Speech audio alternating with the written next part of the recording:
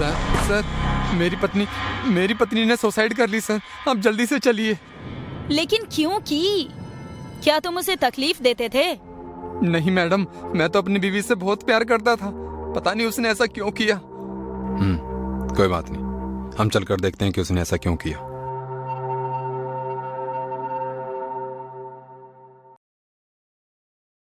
Sir, इसके हाथ में तो सुसाइड नोट है। क्या तुमने इसे पढ़ा है? नहीं, नीलम को इस हालत में देखकर मुझे कुछ नहीं सूझा। चिट्ठी की तरफ मेरा ध्यान भी नहीं गया। ठीक है कामिनी, तुम चिट्ठी पढ़ो। Yes sir.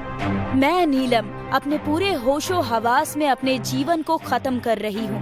मेरे मौत के लिए किसी को भी जिम्मेदार ना पकड़ाया जाए। मैं अपनी मर्जी से खुद को गोली मार रही हूँ। नीलम, तुमने ऐसा क्यों किया? सर, ये तो ओपन एंड शट केस है। इस लेटर से ये साफ जाहिर है कि इसने आत्महत्या की है। फिर भी इसकी बॉडी पोस्टमार्टम के लिए भेज दो, देखते हैं अगर कुछ और मिला तो। सर, सामने वाले घर में एक और लाश मिली है। कोई औरत है।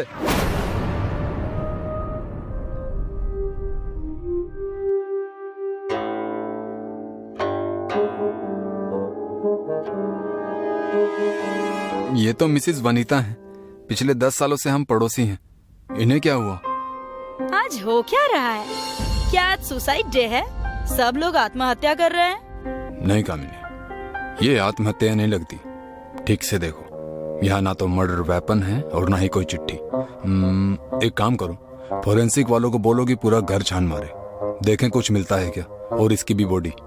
हाँ सर, पोस्टमार्टम के लिए भेजती हूँ।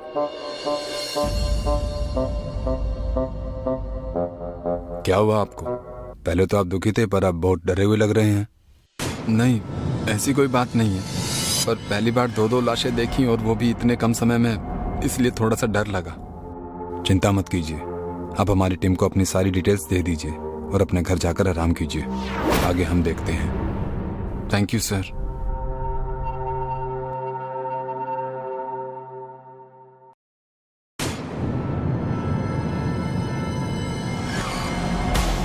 सर, फॉरेंसिक टीम ने पूरा घर छान मारा, पर कोई मर्डर वेपन नहीं मिला। लगता है खूनी वनीता को गोली मारकर गन अपने साथ ही ले गया। हो सकता है। अब हमें उस खूनी को ढूंढना है।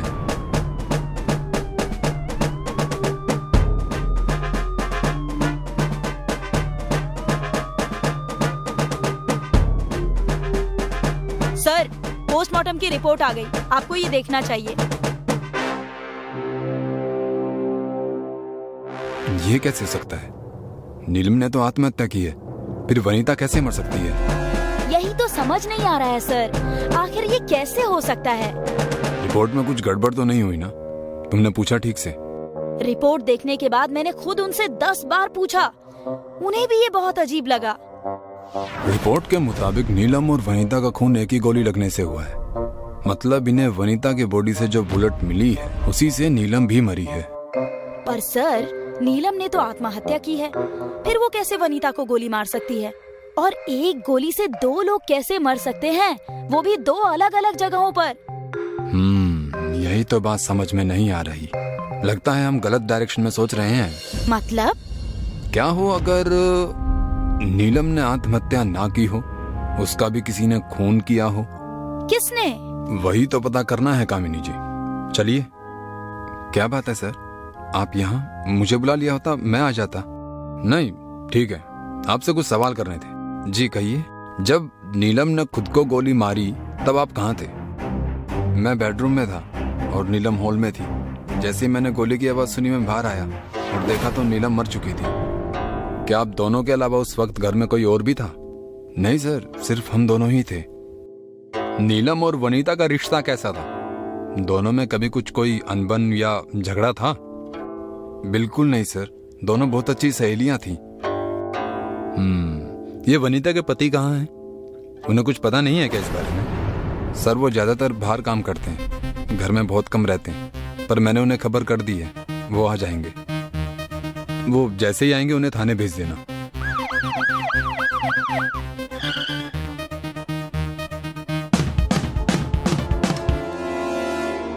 कामिनी, या तो अजय झूठ बोल रहा है या फिर हम सच देख नहीं पा रहे। ये केस तो सुलझने का नाम ही नहीं ले रहा। सर, फॉरेंसिक वालों ने वनीता की मेडिकल रिपोर्ट भेजी है। लगता है उन्हें कुछ अलग मिला है। देखो। सर, ये तो काफी भयानक है। क्या है, दिखाओ।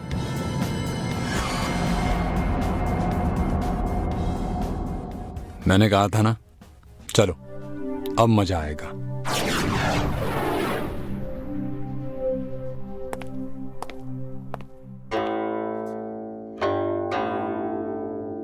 मिस्टर अजय, ये वनीता की मेडिकल रिपोर्ट है। हमें सब पता चल गया है। तो क्या आप सच कबूल करेंगे या फिर हम करवाएं? ये क्या कह रहे हैं आप लोग? मैंने वनीता को नहीं मारा। हमने ये कब कहा कि आपने वनीता को मारा? हम तो सिर्फ इसका जवाब चाहते हैं कि वनीता के पेट में आपका बच्चा कैसे आया। मैं नहीं जानता, मैंने कुछ भी नहीं किया।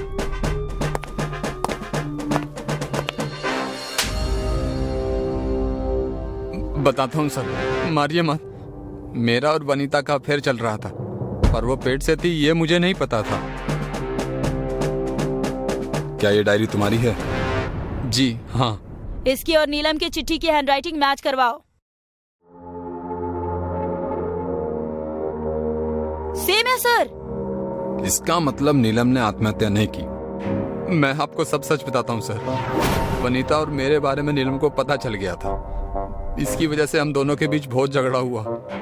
गुस्से में उसने गन निकालकर मुझ पर तानी, पर हाथापाई में मुझसे गोली चल गई। मैंने जानबूझकर नहीं मारा। और वनीता को कैसे मारा? नहीं नहीं, वनीता को मैंने नहीं मारा सर। फिर उसकी मौत कैसे हुई? मुझे नहीं पता सर, मैं तो खुद डर गया था। कामिनी, आसपास पता करो। पड़ोसी से पूछो कि उस रात उन्होंने कुछ सुना या कुछ देखा हो।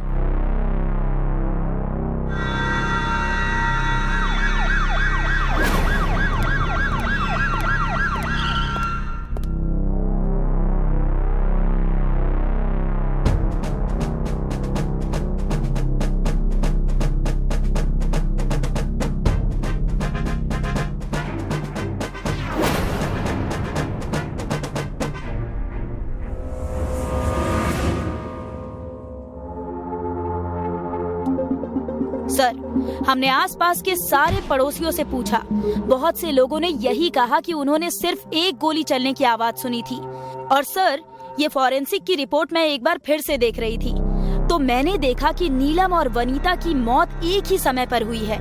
सर, मुझे लगता है कि इन दोनों मौत का जरूर कोई ना कोई तो कनेक्शन है।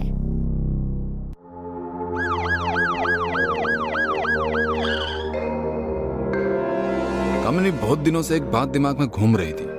मुझे लगता है वनीता का मर्डर उसी वजह से हुआ है। अजय ने जैसा बताया कि वो यहाँ खड़ा था और नीलम वहाँ खिड़की के सामने, और वो देखो वनीता के घर की खिड़की। इसका मतलब जब अजय और नीलम का झगड़ा चल रहा था तब वनीता किचन में काम कर रही थी, और जब अजय ने नीलम को गोली मारी तब वो गोली नीलम के शरीर से गुजरकर इस खिड़की से पास होकर वनीता को जा लगी। इसीलिए हमें बुलेट पर नीलम और वनीता के दोनों के खून मिले। मतलब अजय ने गलती से एक नहीं 2 खून किए। वाह सर, क्या दिमाग पाया है आपने। अपना तो ऐसा ही है।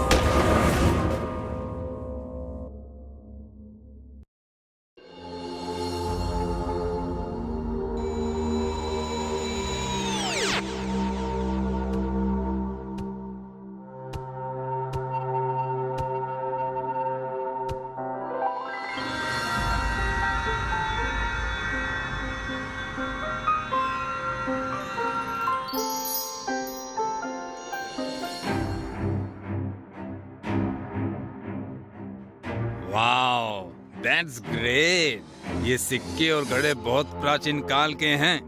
तुम नहीं जानते दिनेश कि हमने कितनी बड़ी खोज की है। इन सिक्कों की कीमत आज की तारीख में अरबों में होगी, अरबों में। अच्छा सुनो, तुम गाड़ी मंगाओ और खजाने को सुरक्षित हिंदुस्तान म्यूजियम ले चलो। Okay sir. उत्तम जी, ऊपर से ऑर्डर आया है कि खुदाई में मिले सामानों का उद्घाटन कल आपके हाथों से ही होना चाहिए।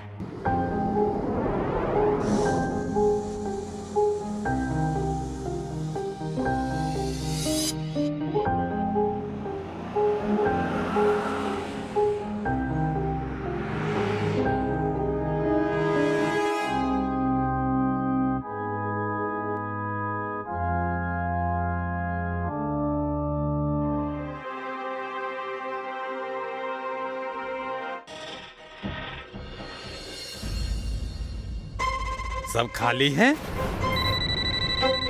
Hello police.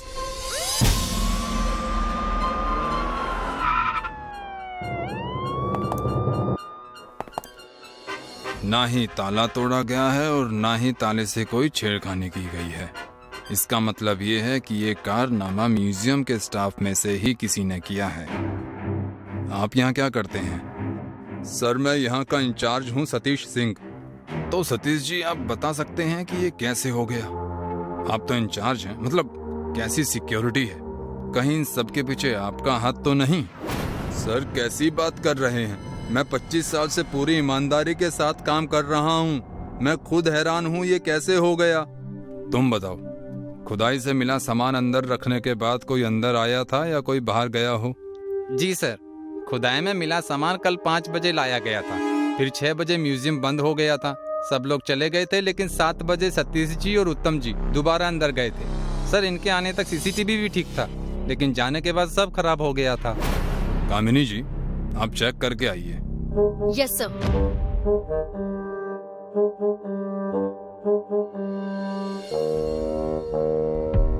हाँ तो सतीश जी, जो गार्ड ने कहा इस बारे में आपका क्या कहना है? जो सच है वही कहेंगे सर। गार्ड ने सही बताया है आपको। दरअसल मेरा मोबाइल अंदर छूट गया था तो मैं उसे ही लेने आया था। मोबाइल आपका छूटा है तो उत्तम जी क्यों आए थे आपके साथ? क्योंकि इस म्यूजियम की एक चाबी मेरे पास और दूसरी चाबी इनके पास रहती है, इसलिए जब तक दोनों चाबी लगाई नहीं जाती म्यूजियम का दरवाजा नहीं खुलता इंस्पेक्टर, इसलिए मुझे भी आना पड़ा। सर, सीसीटीवी फुटेज में सतीश जी और उत्तम जी के सिवाय दोबारा कोई ना तो आया ना तो गया, लेकिन इनके जाने के बाद की फुटेज नहीं है। आई थिंक सीसीटीवी खराब हो गया था, जैसे कि गार्ड ने बताया। देखिए उत्तम जी और सतीश जी, परिस्थिति के हिसाब से मेरा शक अभी तक केवल आप दोनों पर ही है। सच स्वीकार कर लेंगे तो कम से कम सजा होगी, वरना। ये आप कैसी बात कर रहे हैं इंस्पेक्टर? अगर उस बहुमूल्य धरोहर को मुझे ही चुराना होता तो मैं खुदाई के बाद उन सिक्कों को यहाँ क्यों लेकर आता? और सर मैंने पहले ही कहा था आपसे कि मैं 25 साल से पूरी ईमानदारी के साथ यहाँ काम कर रहा हूँ। आज तक मेरी ईमानदारी पर एक भी दाग नहीं लगा है और आप बिना किसी सबूत के मुझ पर ही इल्जाम लगा रहे हैं। उत्तम जी, ये सारा सामान आपकी निगरानी में यहाँ आया था? जी नहीं, मेरे असिस्टेंट दिनेश की निगरानी में आया था। दिनेश आप है ना? जी। तो शुरू हो जाइए जो भी आपको पता है। सर मेरी निगरानी में सामान आया जरूर था, लेकिन मुझे कोई आइडिया नहीं कि सिक्के कैसे और कहाँ गायब हुए हैं। उत्तम जी, खुदाई में सिक्कों के अलावा और क्या क्या मिला था? सर इन घड़ों के अलावा खुदाई में एक और बड़ा घड़ा मिला था। ये बेशक खाली था, लेकिन प्राचीन होने की वजह से इसकी खोज भी एक उपलब्धि है हमारे लिए।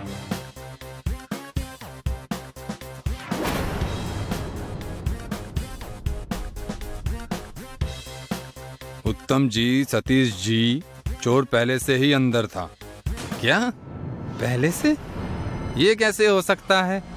हो कैसे सकता है नहीं उत्तम जी, यही हुआ है। उस चोर की हाइट 4 फुट से कम थी जो इसके अंदर छुपा था। म्यूजियम के बंद होते ही वो बाहर आया, उसने अपना काम किया और रात सुबह जब म्यूजियम खुला तो वो भीड़ का फायदा उठाकर चुपके से सारे सिक्के लेकर निकल गए। लेकिन सर, हम उस छोटी हाइट वाले चोर को ढूंढेंगे कैसे? हमारे पास तो कुछ। हमारे पास उस चोर की फोटो है। कामिनी, पता करो इस चोर के बारे में।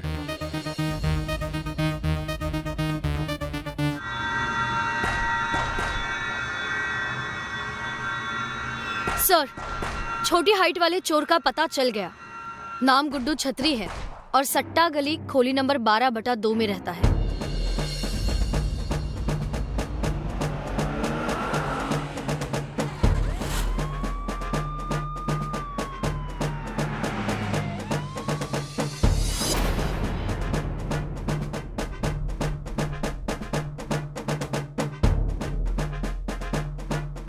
ये तो वही ऑयल है ना जो उस दिन म्यूजियम में उत्तम जी लगा रहे थे।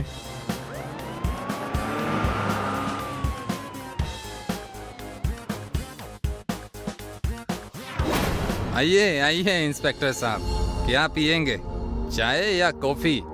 उत्तम जी, हम यहाँ चाय कॉफी पीने नहीं आए हैं, बल्कि ये बताने आए हैं कि जिसने चोरी की थी उसका खून हो चुका है।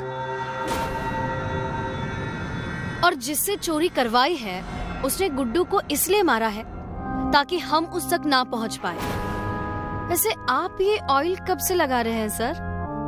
बहुत साल हो गए। ये दर्द के लिए बहुत अच्छा है। ऐसे ही ऑयल मरने वाले गुड्डू के हाथ पर भी लगा था। आपको मुझ पर शक है, लेकिन इंस्पेक्टर मैं आपको बता दूं कि जो इंसान अपना बाजू सही से नहीं हिला सकता वो किसी का खून भला कैसे कर सकता है। एक बात और, कल आपके म्यूजियम से जाने के 1 घंटे बाद मैं दिल्ली चला गया था। म्यूजियम की चोरी की इंक्वायरी बैठी थी और आज सुबह ही आया हूँ। क्या करूँ, शक करने की आदत है, पर कोई नहीं, मुजरिम को हम बहुत जल्द पकड़ लेंगे।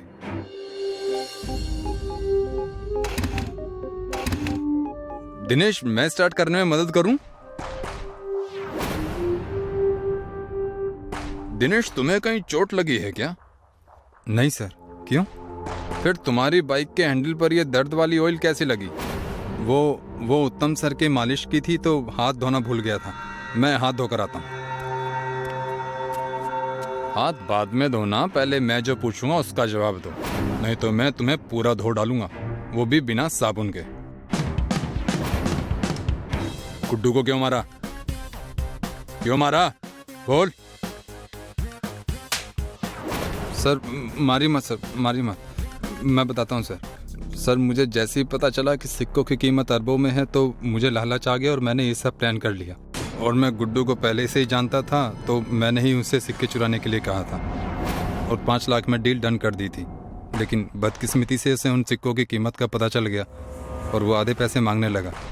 मैंने उसकी बात नहीं मानी तो उसने सिक्कों को देने से मना कर दिया और फिर मुझे मजबूरी में उसे मारना पड़ा सर। लालच इंसान को अंधा ही नहीं खूनी भी बना देता है। अब जिंदगी भर सड़ना तुम जेल में, लगाते रहना मत तेल।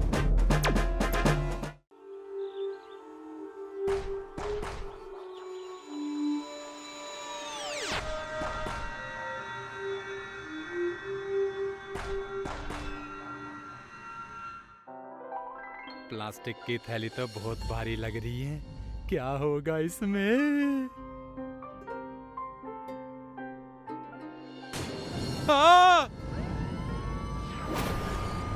Hello police.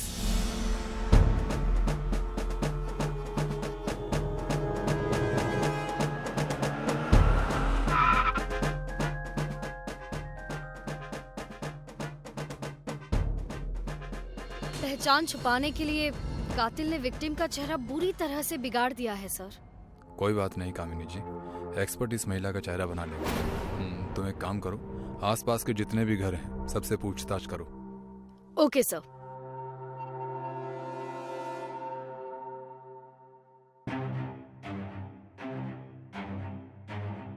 राजेश, तुम्हें कैसे पता चला कि इस प्लास्टिक की थैली में किसी महिला का कटा हुआ सर है? सर, मैं रोज की तरह कबाड़ बीन रहा था तो मुझे ये थैली दिखाई दी। थोड़ी भारी थी तो मैं इसे खोल कर देख लिया तो उसमें कटा सर पड़ा था। फिर मैंने तुरंत आपको फोन कर दिया सर। जब तुम यहाँ आए तो तुमने किसी को थैली फेंकते हुए देखा था क्या, या किसी ऐसे आदमी को जिसके हाव भाव अजीब हो या थोड़ा घबराया हुआ हो? नहीं सर, जब मैं आया तो यहाँ कोई नहीं था। ठीक है, तुम जा सकते हो।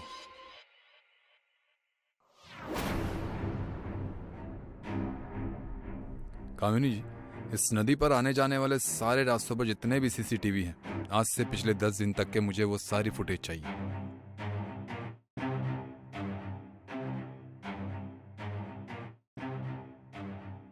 सर, महिला की फोटो बन गई है, ये रही फोटो। और सर, इसमें नदी की और जाने वाले रास्तों की सीसीटीवी फुटेज भी है।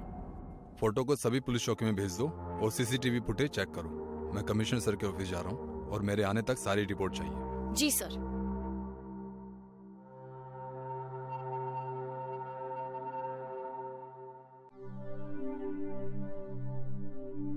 कुछ पता चला कामिनी जी? नहीं सर, किसी भी थाने से कुछ पता नहीं चला कि महिला कौन थी। ऐसे कैसे पता नहीं चला? और फुटेज का क्या हुआ? सर, उसमें भी ऐसा कुछ नहीं मिला जिससे हम कातिल के बारे में जान सके। फुटेज कहाँ है? कामिनी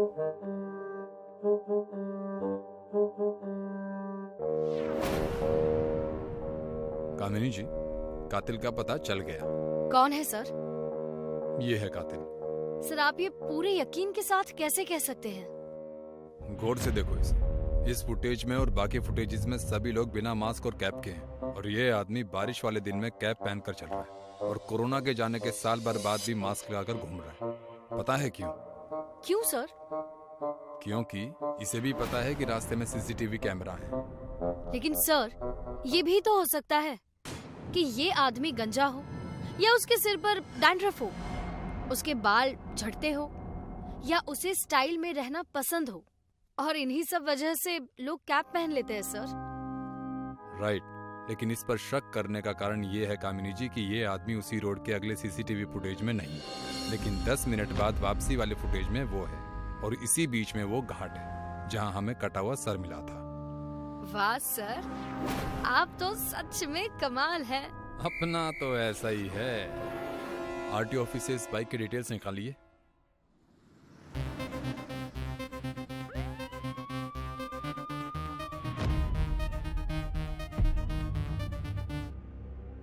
सर ये एड्रेस है Arvind Pillai, Arvind Niwas, near by Sakinaka garden.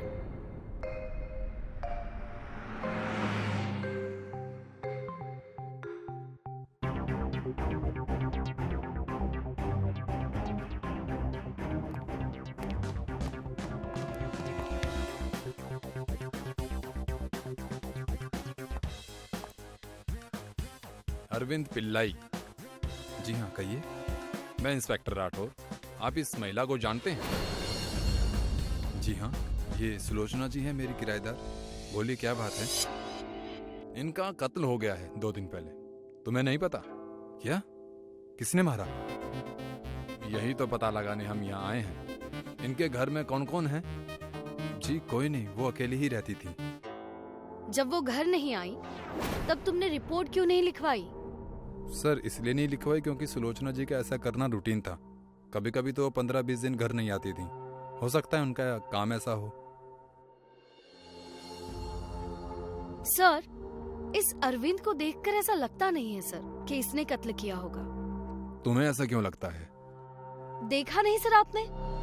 हमसे बात करते हुए वो कितना नॉर्मल था, जबकि पुलिस का नाम सुनते ही अपराधियों के पसीने छूट जाते हैं, हाथ पैर कांपने लगते हैं सर। बात तो तुम्हारी सही है कामिनी। पुलिस का नाम सुनते ही लोगों के हाथ पैर। अरविंद से एक बार और मिलना पड़ेगा। चलो।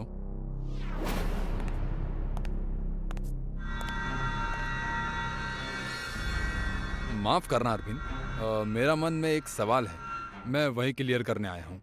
तुम्हारे हाथ में ये चोट कैसे लगी? घर के साफ सफाई में लग गई थी sir. If you don't mind, हम तुम्हारा साफ सुथरा घर भी देखना चाहते हैं।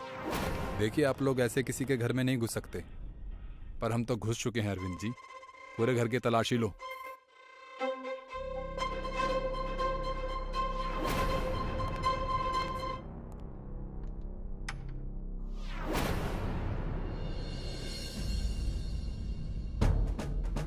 सर सुलोचना एक विधवा थी और मैं भी अकेला था, जिसके कारण हम एक दूसरे के बहुत करीब आ गए।